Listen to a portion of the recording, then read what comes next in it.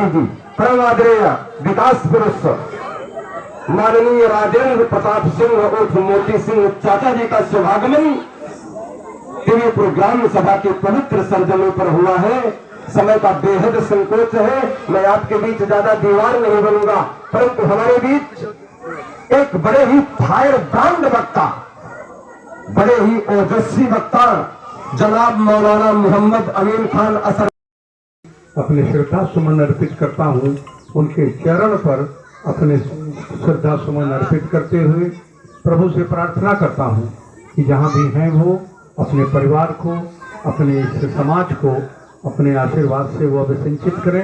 प्रभु उन्हें शांति प्रदान करे और उनकी कमी को दूर करने की ताकत उनके परिवार को प्रदान करे, ये प्रभु से प्रार्थना करता हूँ। मित्रों, आज चुनाव की बेला है। पिछले 32 दिनों से मुझे आपके बीच, अपने क्षेत्र के बीच लोगों से मिलने का सौभाग्य प्राप्त हुआ और इस सौभाग्य में मुझे खुशी इस बात की है, मुझे कभी नहीं लगा कि मैं वोट मांगने आया हूँ। मुझे हमेशा लगा कि मैं अब भी इनका चुना हुआ नुमाइंदा हूँ, प्रदेश सरकार का मंत्री हूँ, इनका लाडला हूँ और इनकी गोद में हर क्षण हर पल मेरे लिए स्थान और सम्मान है। वही प्यार 15 जनवरी से जब मैंने इस अभियान की शुरुआत की और आज मैं 17 फरवरी को देवीपुर की इस जनसभा में मौजूद हूँ, मैं किन शब्दों में आपके प्रति आभार व्यक्त करूं, किन शब्दों में आपको धन्यवाद दूं। मेरे पास शब्दों का अभाव है। प्रभु आप सबको उसी तरह से स्वस्थ रखे, आप सबको यशस्वी रखे और धन धान से आपको परिपूर्ण रखे, ये उनसे मैं प्रार्थना करता हूँ। मेरा आने का मकसद आपको मालूम है, इतनी संख्या में देवियां उपस्थित हैं जिनका ताल्लुक समूह से भी है। हमारे समूह की दीदियां भी इसमें दिख रही हैं, बीसी सखी दिख रही हैं, पंचायत की सहायक मौजूद है, गांव की जो हमारी गृहिणी है उनकी भी इतनी बड़ी संख्या में मौजूदगी इस बात को बताती है कि आप विकास से प्यार करते हैं, विकास से आपको स्नेह है। इस गांव सभा में जब मैं आया तो एक नई चीज हमने देखा कि जब लोग मोदी साहब का नारा लगा रहे थे, जब लोग योगी साहब का नारा लगा रहे थे, भाजपा को याद कर रहे थे, मोती सिंह को भी सम्मान दे रहे थे, तो बाबा साहब अम्बेडकर को भी ये भूले नहीं, उनके प्रति जो श्रद्धा सुमन अर्पित की गई। मुझे बहुत ही अच्छा लगा कि बाबा साहब इस गांव में स्थापित हैं, लेकिन बाबा साहब की उस मूर्त का सम्मान किसी ने नहीं किया। बाबा साहब की उस मूर्त को न तो कांग्रेस ने कभी छाजन दिया, मुलायम सिंह के लिए तो बाबा साहब बहुत दूर की चीज थे, उन्हें छाजन देने में उनकी तौहीन हुआ करती थी, इसलिए उन्होंने नहीं किया। और हमारी जो बहन जी थी उनकी भी पार्टी के कार्यकर्ता कहीं भूल गए होंगे, वो गरीब रहे होंगे, उनकी तो कृपा भाजपा के साथ है। मैं सबसे पहले बाबा साहब के श्री चरणों को नमन करता हूं और अपने श्रद्धा सुमन अर्पित करता हूं। और माननीय प्रधान जी से मैं कहना चाहूंगा कि बाबा साहब एक ऐसी महान शख्सियत थे जो हमारे दलित मित्रों की आत्मा है, हमारे दलित मित्रों की आवाज है, हमारे दलित मित्रों के आराध्य हैं।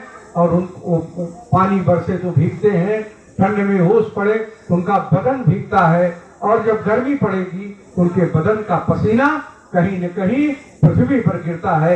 इसलिए मैं चाहूंगा प्रधान जी कि सबसे पहले मेरी ओर से बाबा साहब के लिए एक सुंदर छाजन बने, जिससे बाबा साहब के ऊपर न बरसने वाला पानी गिरे, न टपकने वाला पानी गिरे, न उनकी मूर्ति पर कहीं कोई प्रभाव पड़े।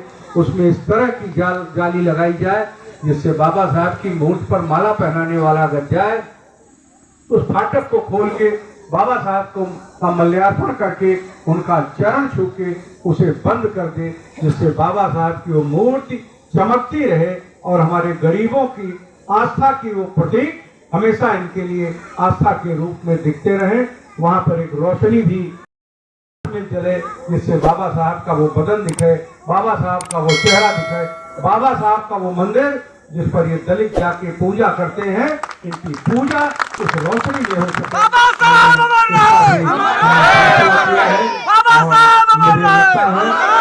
प्रधान जी बड़े योग्य हैं, बड़े कर्मठ हैं, इसे जरूर वो पूरा करेंगे।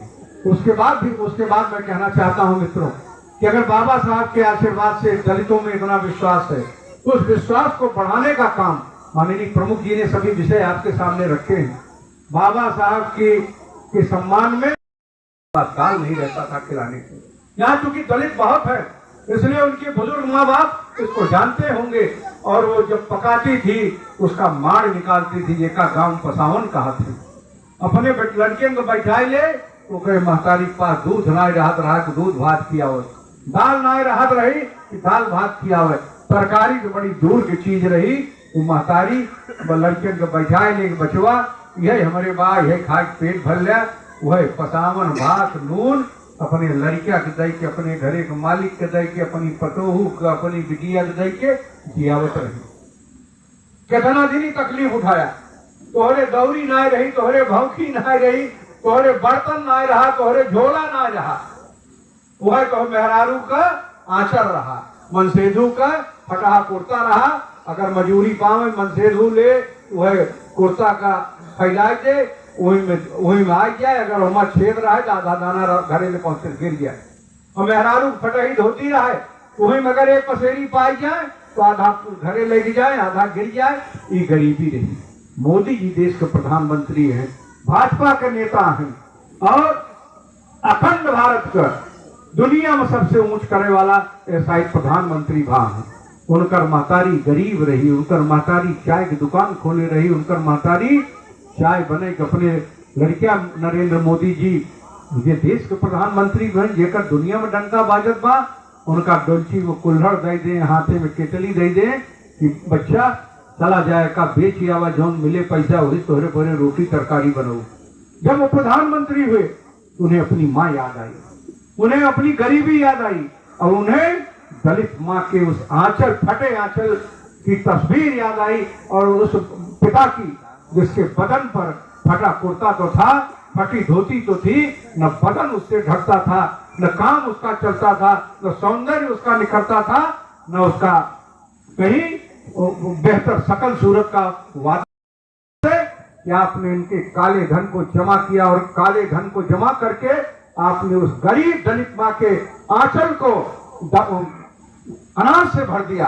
पहले 5 किलो दिया, झोला भी दिया, झोला खाली था तो 10 किलो किया, फिर भी खाली था तो 1 किलो तेल दिया, 1 किलो नमक और 1 किलो चना दिया।